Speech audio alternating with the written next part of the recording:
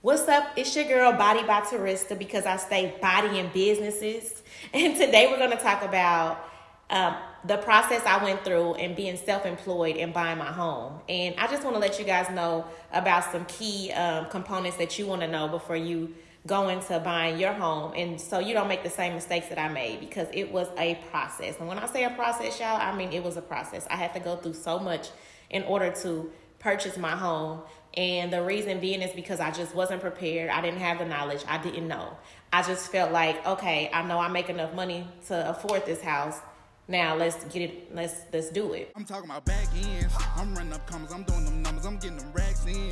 Big bundles on bundles. I'm full of those on me up. Keep that pack in. I'm a youngest. I'm running C12, but upon it, we'll get on the back end. We'll get on the back end. I'm talking about back end. That don't feel well. Look, on and put that back in. I'm gonna tell y'all now. This is my process. This is not for anyone else's. I am not a lender. I am a realtor. And I'm just going through my experiences and telling y'all what I went through and what I feel like could have helped me in the process. So the first thing I want to tell you guys is that I wish that I had a couple of bank accounts. One bank account I would use for just my spending if I just want to spend, because what happened was when I turned in my bank statements, because you have to turn in 3 months, and if it's 3 months is looking all crazy, I have to do 6 months. So the reason why mine were looking crazy is because one month I might spend $30,000, another month I might spend $10,000, another month I might spend $50,000. It was a lot of money going out, and it wasn't consistent. So they just like, well, what the hell is she doing with her money? But I own different businesses. I live and do different things. I don't know how to say it. I like to buy nice things sometimes.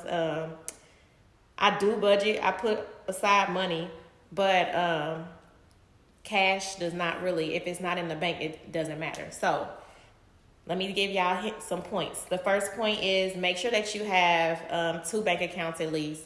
Have one of them to be for your spending. That means that's not bills. One of them is going to be for bills and your actual money you have coming in. That's all that's going to come out of there. Then you can transfer the money, or just have another account where you put yourself on a budget, or you put yourself on, this is all I'm going to spend for the month, or for the week, or the 2 weeks, however you want to do it. I just do monthly now because it basically has trained me to know I don't even need to touch that account, so it can stay consistent with just bills coming out. Just in case I need to get a loan, or if I need anything, I can give them that bank statement, and then I live off of, which I'm now W-2'd as well. And I was W-2'd at the time, W-2'd, and I was self-employed, but I was only W-2'd for 1 year at one business and 2 years at 2 businesses. You must be W-2 for 2 years in order for it to count as earned income. Now, like I said, this is just my experience. Lending changes every day. They just like real estate changes. I'm just telling y'all, giving y'all pointers on what's going on when I had just closed on my house and how I got to close on my house. But I ran into another situation where, since I didn't have those accounts, I would be using more and it wasn't consistent. Banks want to see that you are consistent with, if you bring in $50,000 a month, they want to see that $50,000 every 3 months or more. If you bring in $20,000, they just want to see it every month consistently, and they want to see if your bills are $3,000, they want to see the $3,000 coming out every month. They don't want to see 5 1 month, 7 1 month, 3 1 month. They don't want to see that. Another thing, my bank statements was a mile long. Like, I had, each page was like 12, 20 pages. They have to go through each one of those. That makes more time. So my advice is that if you are self-employed, make sure that you have a steady amount going in for 3 to 6 months, and that you are only having your bills come out of that. And then they can always, if you do a bank statement loan, that's for a whole year. So just make sure your bank statements are on point, your credit is together. And also, I recommend that everyone that is self-employed, put yourself on ADP payroll. That helped me a lot. That's the only reason why I really got approved, because other than that, they just was like, it's not consistent enough. We need to see, especially I bought a $1 million home. So they were just like, are you so young and you make this money? We don't understand. Like, it was a lot that I went through. So, and I mean, I'm pretty sure we're not even gonna go there, but y'all know what I'm saying, of why I got ridiculed about that. They couldn't really say it because it's not supposed to be, it's no discrimination, but I knew it because even my lender was like, I never had this happen. You are more, basically he's seen it. I'm more than qualified. And he's like, yeah, I'm going to file a complaint with them.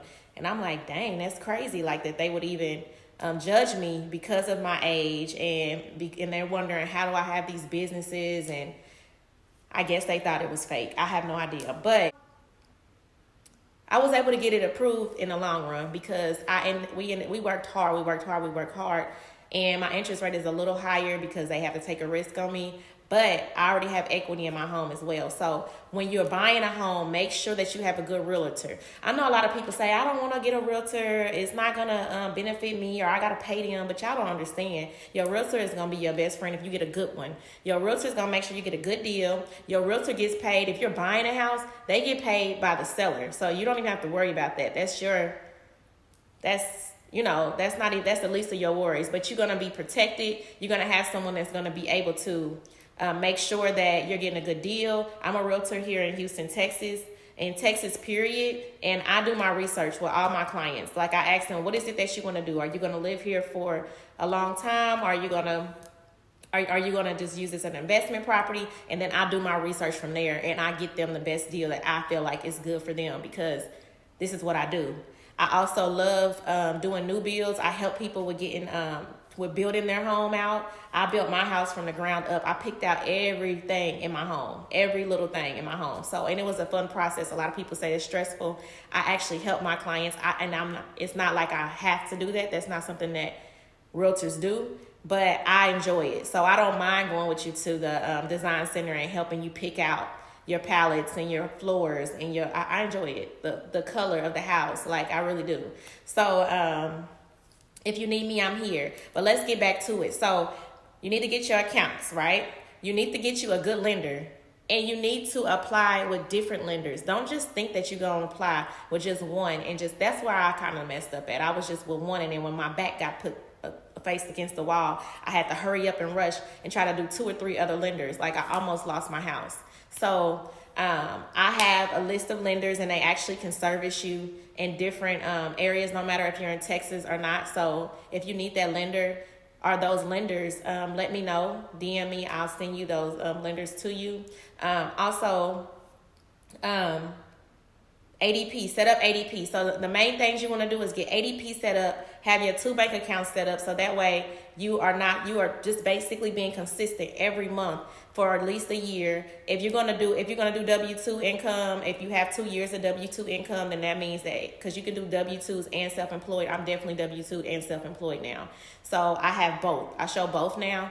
It helps out tremendously because that's just hard documents. There's nothing they can go against. That's what you pay taxes on, and they have to take that into consideration. Also, make sure your debt to ratio is together. If you owe a lot of things, make sure you pay those off, pay those down. A lot of people think student loans stop them from getting their home. That is not true. You don't have to stop. You just go on to income-driven repayment plan. And that's what they take. And also, a lender just said they changed something. It's a law that changed on that with the student loans to help you. So I know I have different lenders that can help you. If you have any questions, I think that's really all that I feel like people need to know is about those things. Just make sure that you have your debt to ratio low, your bank statements are together, and they're consistent. That's really the main key. If you have those, and your credit, if your credit is at least a 660, I believe, is what you needed to have. But if you have a higher credit limit, then you'll do better. If you want to get into the $1 million homes, make sure you have over 720 so you can get a good interest rate. And they do have jumbo loans that are like killing it right now, like the interest rate and just the different things that you can get with that loan. If you have any questions, reach out to me. info@everythingwithrealestate.com. Also, my Instagram is info@everythingwithrealestate. So y'all go ahead, like, comment, and subscribe to my channel. I'll be coming with more videos on the way. Bye. Brody lashing, took his plate in his face, had to fast. Don't do I'm that. talking about back ends. I'm running up commas, I'm doing them numbers, I'm getting them racks in. Big runners on funnels, I'm full of those on me, up keep that pack in. I'm a youngest, I'm running C12, but upon it, we'll get on the back end. We'll get on the back end.